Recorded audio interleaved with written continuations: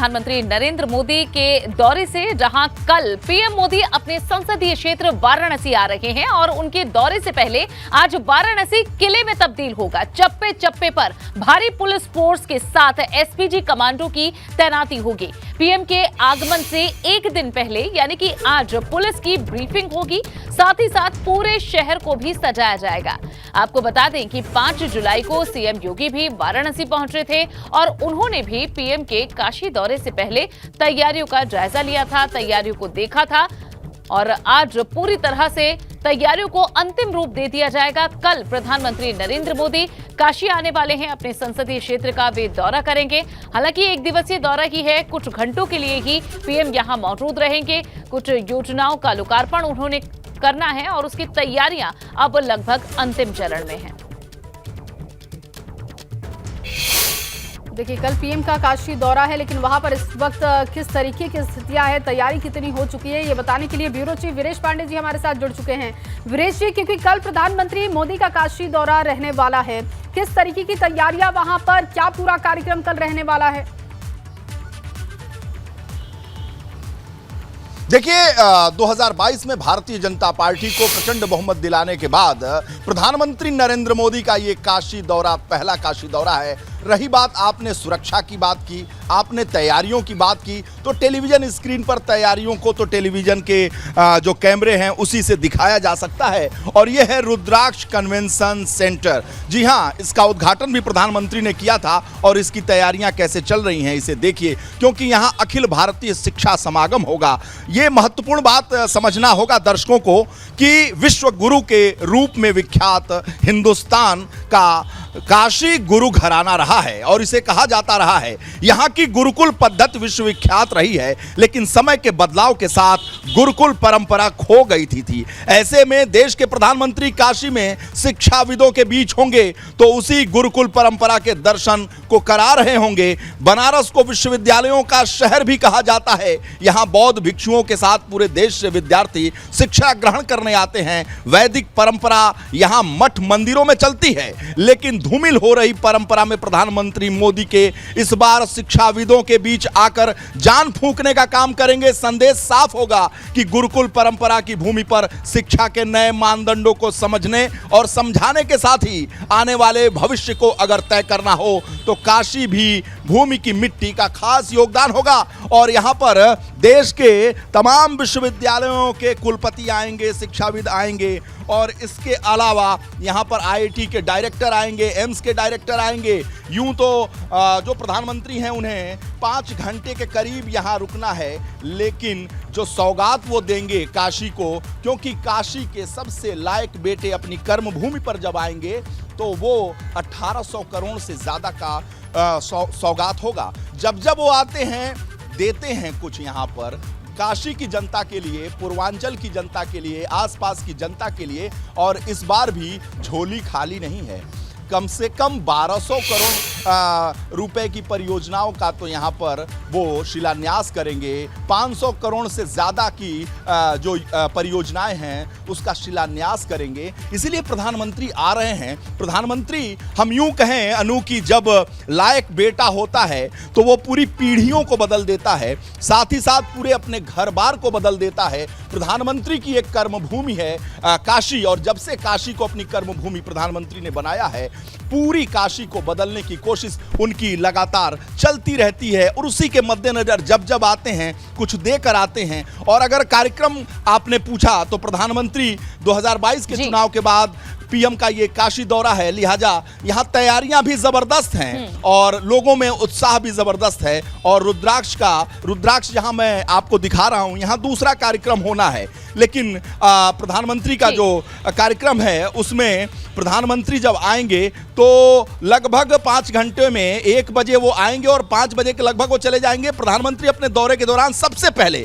अक्षय पात्र योजना का उद्घाटन करेंगे। इससे रोजाना 1 लाख बच्चों को मध्याह्न भोजन का लक्ष्य रखा गया। इसके साथ ही प्रधानमंत्री का दूसरा कार्यक्रम, जहां मैं मौजूद हूं, रुद्राक्ष में होगा। पूरे देश से आए शिक्षाविदों को प्रधानमंत्री संबोधित करेंगे और संपूर्णानंद विश्व मैदान मैदान है या सिगरा में, यहाँ प्रधानमंत्री खिलाड़ियों के साथ संवाद करेंगे, स्टेडियम नवनिर्माण की नींव रखेंगे, यानी बहुत तो सारी कुल मिलाकर विदेश जी कम समय का दौरा है, लेकिन बहुत सारी जगह हैं जहां पर तैयारियां हो रही हैं और आप भी और लगातार और बाकी सहयोगी भी उन तैयारियों को दिखा रहे हैं। फिलहाल शुक्रिया इस जानकारी के लिए विदेश जी। और 4 घंटे तक काशी में रहेंगे पीएम मोदी, किस तरह से उनके कार्यक्रम आगे बढ़ेंगे अब ये जान लीजिए।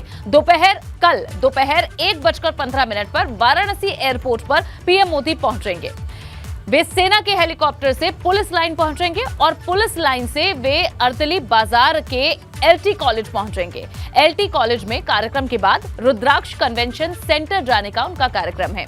रुद्राक्ष कन्वेंशन सेंटर से Sampurnanand sports stadium PM Modi जाएंगे।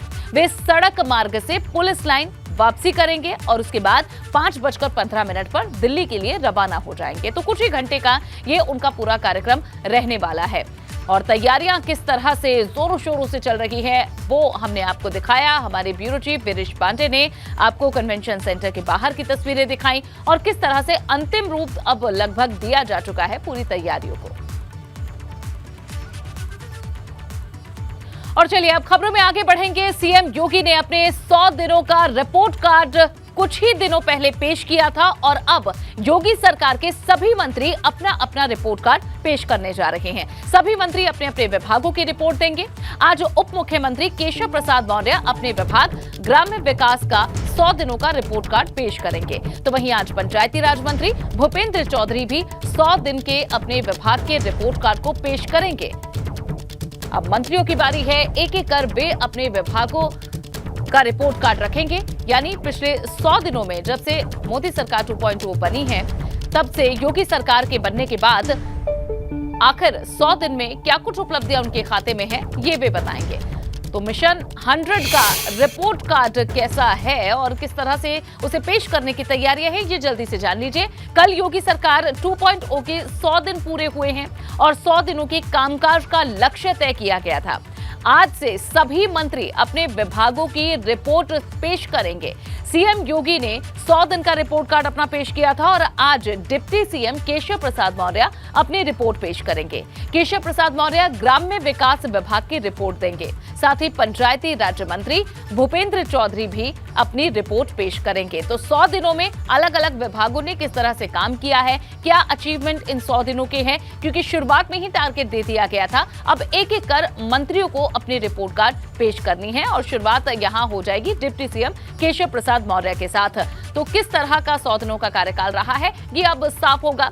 चलिए इसी के साथ जया मेरी सहयोगी आगे बात करेंगे। बिल्कुल अनु, आपने विस्तार से पूरी जानकारी दे दी, लेकिन आज कितने बजे ये रिपोर्ट कार्ड दोनों मंत्री पेश करेंगे ये बताने के लिए अनुभव हमारे साथ जुड़ चुके हैं। अनुभव, क्योंकि 100 दिन का कार्यकाल पूरा हो चुका है, सीएम खुद जनता के सामने आए, प्रेस कॉन्फ्रेंस करते हुए उन्होंने उपलब्धियां गिना दी है, लेकिन अब विभागों की बारी है। आज 2 विभागों की तरफ से आज पूरी रिपोर्ट जनता के सामने रखी जाएगी। क्या समय है, कितने बजे ये दोनों मंत्री अपना रिपोर्ट रखेंगे? देखिए, बिल्कुल आपने ठीक कहा कि सरकार तो 100 दिन के एजेंडे पर काम ही कर रही थी शुरू से ही। जब से योगी 2 का गठन हुआ था 25 मार्च के बाद, उसके बाद से ही फोकस था और 100 डेज का एक एजेंडा था। उसी एजेंडे के तहत सभी विभागों ने काम किया। 4 तारीख को जब मुख्यमंत्री ने प्रेस कॉन्फ्रेंस की तो उन्होंने सरकार की तमाम उपलब्धियों के बारे में बताया। उन्होंने बताया कि कैसे हमने 100 दिनों में अलग अलग विभागों का क्या क्या एजेंडा रखा था, क्या क्या लक्ष्य हमें पूरा करने थे और उसमें से हमने तकरीबन जो लक्ष्य थे उनको ज़्यादातर को पूरा कर लिया। अब बारी है जो अलग अलग विभागों के मंत्री हैं वो अपना रिपोर्ट कार्ड पेश करेंगे, जनता के सामने रखेंगे। आज इसी कड़ी में उप मुख्यमंत्री केशव प्रसाद मौर्य जो है वो अपने विभाग का रिपोर्ट कार्ड पेश करेंगे। विजय लक्ष्मी गौतम उनके विभाग में राज्य मंत्री हैं तो वो भी उनके साथ मौजूद रहेंगी।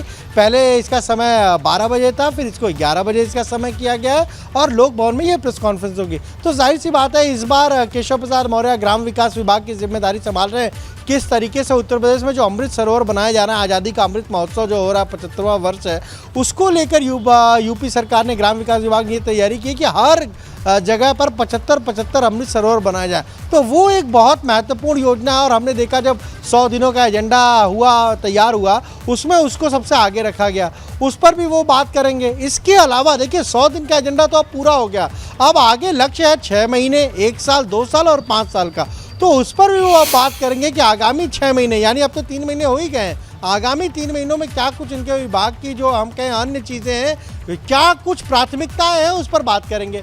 फिर पंचायती राज मंत्री भूपेंद्र चौधरी, देखिए भूपेंद्र चौधरी ऐसे मंत्री हैं जो योगी 1 में भी पंचायती राज उन्होंने संभाला 5 साल और योगी 2 में भी वो पंचायती राज, यानी उनका ना विभाग बदला, ना हम कहें तो ना उनका कार्यालय बदला, ना उनका आवास बदला, और वो फिर पंचायती राज का ही जिम्मा संभाल रहे हैं। तो 100 दिनों का उनका क्या एजेंडा है वो भी आज बताएंगे, विभाग ने किस तरीके से काम किया उसको भी वो आज बताएंगे, और सबसे महत्वपूर्ण है कि 100 दिन के काम तो निकल गए, अब आगामी जो दिन बचे हैं 6 महीने पर क्या करना है, 1 साल पर क्या करना है, इन सारी चीज़ों का रिपोर्ट कार्ड आज चाहे हम कहें उप मुख्यमंत्री केशव प्रसाद मौर्य हो या फिर पंचायती राज मंत्री भूपेंद्र चौधरी हो, वो जनता के सामने उसे पेश करेंगे।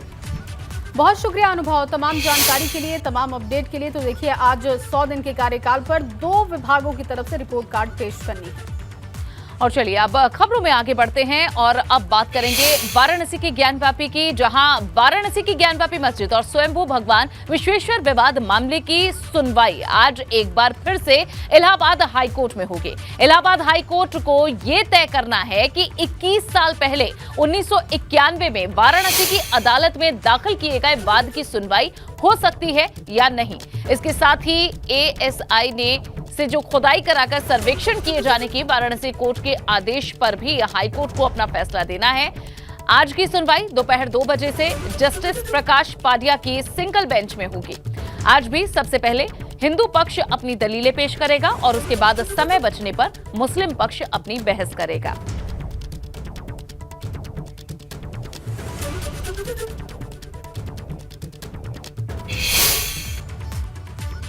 तो मोहम्मद मोइन इस वक्त ज्यादा जानकारी के साथ जुड़ चुके हैं। मोहम्मद मोइन, ज्ञानवापी पर आज सुनवाई होने वाली है, क्या अहम आज रह सकता है?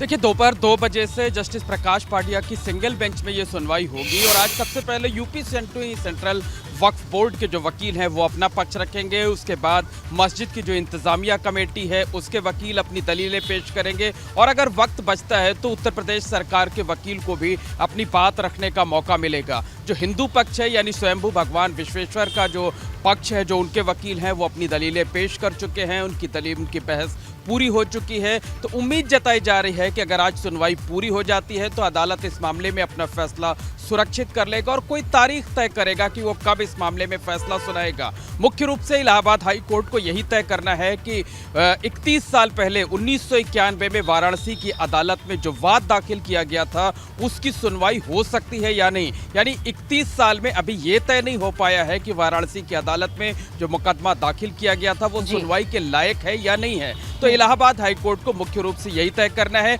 इसके साथ साथ जो वाराणसी की अदालत ने पिछले साल एएसआई से खुदाई कराकर सर्वेक्षण कराए जाने का आदेश दिया था उस पर भी इलाहाबाद हाई कोर्ट को तय करना है कि क्या वो आदेश सही था, वो माना जाएगा या नहीं माना जाएगा। तो फिलहाल इलाहाबाद हाई कोर्ट ने सभी फैसलों पर 31 जुलाई तक की रोक लगा रखी है। 31 जुलाई तक कोई इंप्लीमेंट नहीं होगा। तो आज होने वाली सुनवाई बेहद अहम है क्योंकि अगर सभी पक्ष अपनी बहस पूरी कर लेते हैं तो अदालत अपना जजमेंट रिजर्व कर लेगा। ठीक है, तो फिलहाल 2 बजे तक का इंतजार मोइन करना होगा। शुक्रिया आपका इस जानकारी के लिए। आप लगातार नजर इसी तरह बनाए रखिएगा।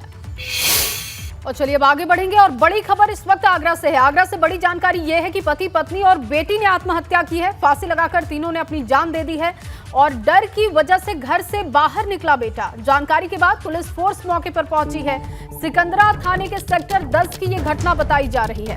पति, पत्नी और बेटी ने आत्महत्या कर ली है। नितिन मेरे सहयोगी जुड़ चुके हैं। नितिन, मामला क्या है, क्या वजह अब तक साफ हो रही है और पुलिस की तरफ से क्या अपडेट है? देखिए, ये सामूहिक आत्महत्या का ये मामला सामने आ रहा है। दरअसल सुबह जब बेटा बाहर घर से निकला तो घर में जब वो अंदर गया तो उसने अपने पिता, अपनी माँ और अपनी बहन को फंदे पर लटका हुआ देखा और उसके बाद उसने पड़ोसियों को जानकारी दी कि मेरे माँ बाप अंदर फंदे पर लटके हुए हैं। दरअसल ये जो पूरी घटना है ये EWS कॉलोनी के रहने वाले हैं। सोनू अपनी पत्नी गीता और बेटे और बेटी के साथ रहता था और मंगलवार रात को ये कमरे में एक साथ सोया है और सुबह जब सोनू का बेटा शाम नीचे गया है और जब खेलने लगा और बाद में लौट कर आया तो उसने सामूहिक सुसाइड अपने पूरे परिवारी जनों का देखा है। और सोनू कोई विशेष काम नहीं करता था। जो पड़ोसी लोगों का कहना है कि आए दिन इसको लेकर झगड़ा भी रहता था और आए दिन पारिवारिक खर्च चलाने को लेकर पत्नी से विवाद भी रहता था।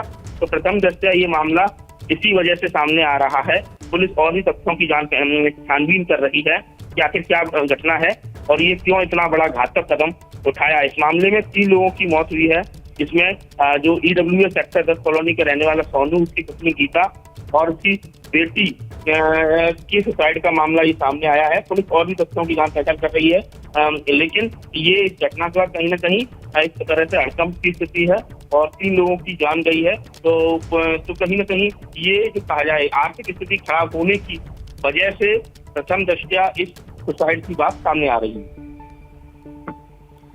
चलिए, बहुत शुक्रिया आपका तमाम जानकारी के लिए नितिन। और अगली खबर आपको बता दें, आगरा से बड़ी जानकारी ये है कि SASC MTS परीक्षा में पकड़ा गया सॉल्वर। सिकंदरा स्थित RK पुरम मेमोरियल इंस्टीट्यूट में ये गिरफ्तारी हुई है। आरोपी के खिलाफ थाना सिकंदरा में ये गिरफ्तारी की गई है और आरोपी के खिलाफ थाना सिकंदरा में FIR दर्ज की जा चुकी है। पूछताछ में सॉल्वर का नाम महेश ठेनुआ नाम सामने आया है। अब इसकी पूरी पड़ताल की जा रही है, इसका कनेक्शन क्या है ये खंगालने की कोशिश है। बड़ी खबर इस वक्त आपको बता रहे हैं, सॉल्वर का नाम महेश बताया जा रहा है और सिकंदरा स्थित RK गुप्ता मेमोरियल इंस्टीट्यूट से इसकी गिरफ्तारी की गई है। मुकदमा भी दर्ज हो चुका है सिकंदरा थाने में। आरोपी के खिलाफ थाना सिकंदरा में मुकदमा दर्ज हुआ है और आपको बता दें कि अब उसके पूरे कनेक्शन को खंगाला जा रहा है।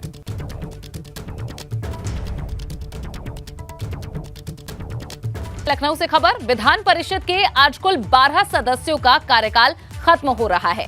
इनमें से 2 भाजपा के सदस्य विधान परिषद में दोबारा चुने गए। केशव प्रसाद मौर्य और भूपेंद्र चौधरी विधान परिषद के दोबारा सदस्य बने। ऐसे में 10 सदस्यों का कार्यकाल पूरी तरह खत्म हो जाएगा। 6 समाजवादी पार्टी के सदस्यों की सदस्यता भी खत्म होगी। बहुजन समाज पार्टी के 3 और कांग्रेस के 1 विधान परिषद के सदस्य की सदस्यता समाप्त होगी। कांग्रेस का अब कोई सदस्य विधान परिषद में नहीं होगा। अब विधान परिषद में बसपा के सदस्यों की संख्या भी 1 रह जाएगी। वहीं समाजवादी पार्टी के सदस्यों की संख्या घटकर 9 रह जाएगी, जबकि बीजेपी के सदस्यों की संख्या बढ़कर 81 हो जाएगी। तो आज कार्यकाल खत्म हो रहा है कई सदस्यों का। बसपा के अतर सिंह इसमें शामिल हैं, सपा के जगजीवन प्रसाद, बलराम यादव, कमलेश कुमार पाठक, सपा के रणविजय सिंह, रामसुंदर दास निषाद शामिल हैं।